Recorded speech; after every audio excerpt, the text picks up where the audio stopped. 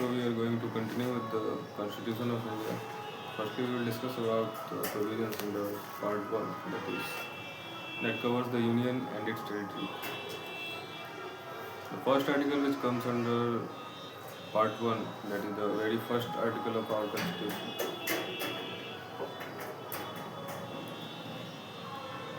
is about the name and territory of the Union. The first article has three clauses. The Article 1, Clause 1 states that India, that is Bharat, will be a union of states,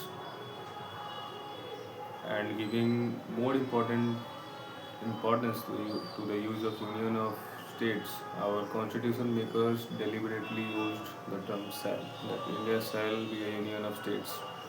Article 1, Clause 2 provides that all the states and union territories which comes under the part which are a part of India will be mentioned in the first schedule of the Constitution. Article 1, Clause 3 Article 1, Clause 3 explains about the territories that will make the part of India, that are first the states, second the union territories, and third the territories which may be acquired by our future governments. Coming to the Article 2 of the government, it talks about the admission of new states into the territory of India, or admission or establishment of the new states. It gives it gives the government power to accept or admit new territories which are not a part of India, as to include them as a part of India through Article 2. Parliament, it says that Parliament may by law admit into the Union or establish new states on such terms and conditions as it thinks fit. There was an Article 2A which was removed after the 37th constitutional amendment, so we will not talk about that.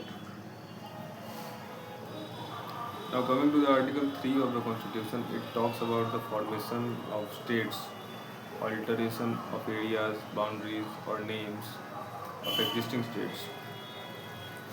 Article 2 was talking about the admittance of territories which were not a part of India as new states to the India. But Article 3 talks about the change in boundary, area, territory of the existing states of India. So, Article 3 gives Parliament the power that Parliament by law can change the territory of an existing state, increase the territory of an existing state, diminish the territory of an existing state, change the name of the state, alter the boundaries of the state. It should be kept in mind that there are two explanations given about Article 2 of the Constitution. Article 3 of the Constitution. First explanation, and above that there is a proviso that is mentioned related to the Article 3. A proviso is nothing but a condition which is to be read along with the article from which it is attached.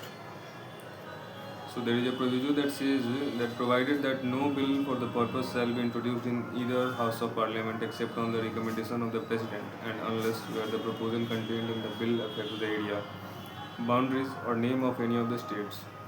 The bill has been referred by the President of the Legislature of that state for expressing its views thereon within such period as may be specified in the reference, or within such further period as the President may allow, and the period so specified or allowed has expired.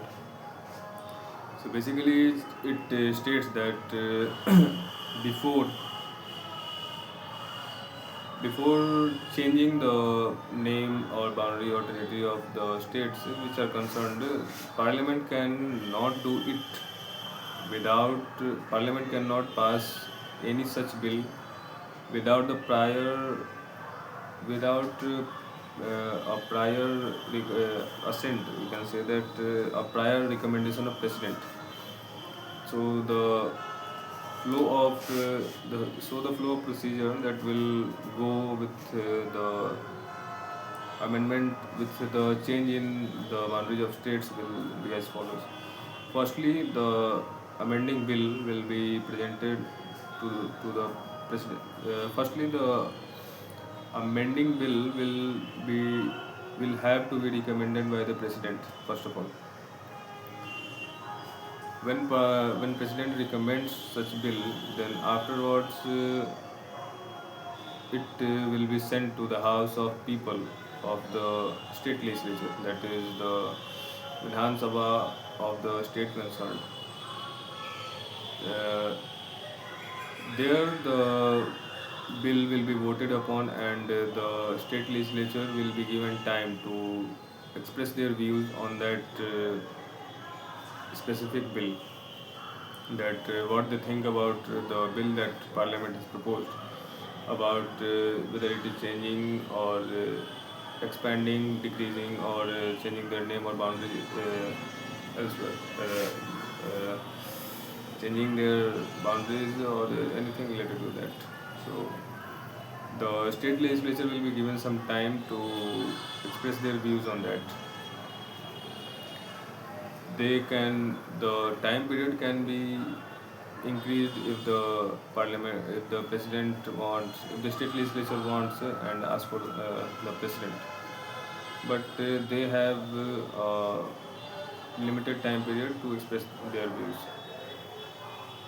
After the views from the state legislatures come, the bill will be sent to either of the houses of the parliament, that is the Lok Sabha or the Rajya Sabha.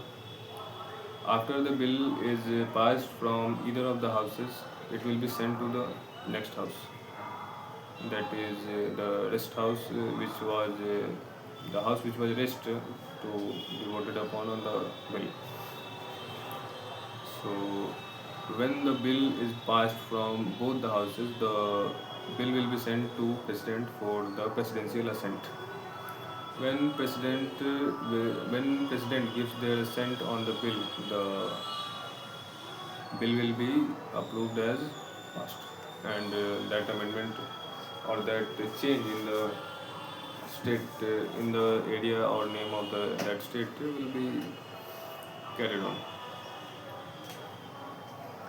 The main point which is kept in mind here is that during the procedure of passing of the bill in this area, the views of the state are not binding on the parliament. That is,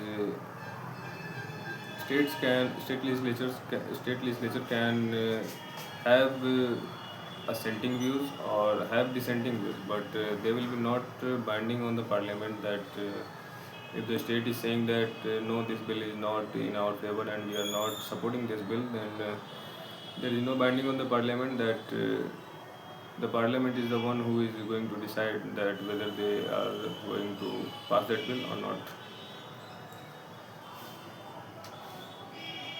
And this so the now coming to the explanations which are given to the Article 3. The first explanation says that in this article, in clauses A to E, state includes a union territory, but in the proviso, state does not include a union territory. So explanation 1 gives us an idea about the procedure, a further idea about the procedure uh, of the amendment bill to be passed. It says that in clause A to E, state includes union territory. That implies that parliament can change the boundaries of the state as well as union territory, change its name of the state as well as union territory, increase or diminish the area of the state as well as the union territory. But it says that in the proviso, state includes only states and it does not include a union territory. So the during the procedure, the step where we came across that the bill, after the presidential recommendation, the bill was has to sent to the state legislatures for their views on it. But in case of union territories concerned, there is no such need of that. That union can solely, that parliament can solely, by their own concern, they can change, increase, diminish the boundaries of a union territory, the name of the union territory, without without knowing the views of the union territory. That is, there is no need for the parliament to take the views of the union territory to change their boundaries. But in case of states, the parliament has to take the parliament has to know the views of the state legislature. But as we all know that both are as but as we all know that both are the, as long as same uh, things, that in this also the views of the states are not binding on the parliament. So there is no importance of such power to express their views. Now explanation 2 expresses that the power conferred on Parliament by Clause A includes the power to form a new state or union territory by uniting a part of any state or union territory to any other state or union territory.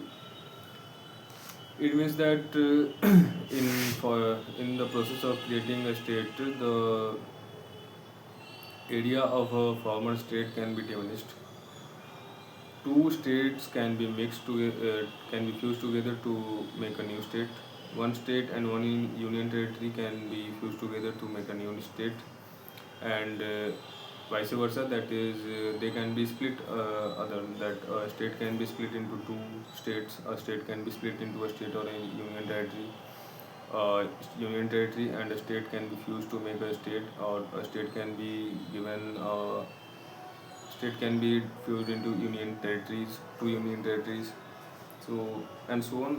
That is, every permutation and combination of with the states and union territories, with their formation and separation is possible. Now coming to the Article 4 of the Constitution, it says that law made under Articles 2 and 3 to provide for the amendment of the first and the fourth schedules and supplemental, incidental, and consequential matters.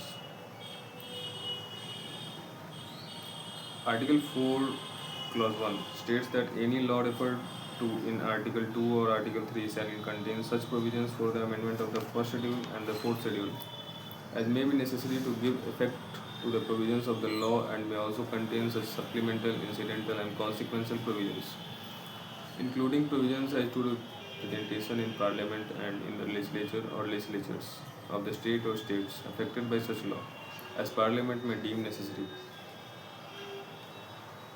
So overall, Article 4, Clause 1 states that during the process of change in the boundaries or territory of a state or union territory, under Article 2 and Article 3, the Parliament can do it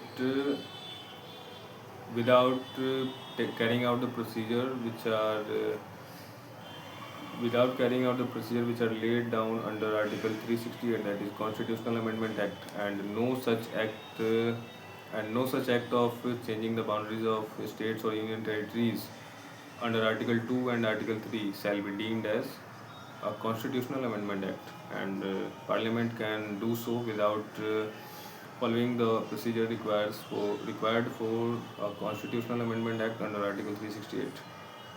And Article 4, Clause 2 states the same, that no such law as aforesaid shall be deemed to be an amendment of this Constitution for the purpose of Article 368. So here our part 1 of the Indian Constitution, that is Union and its territories, is completed.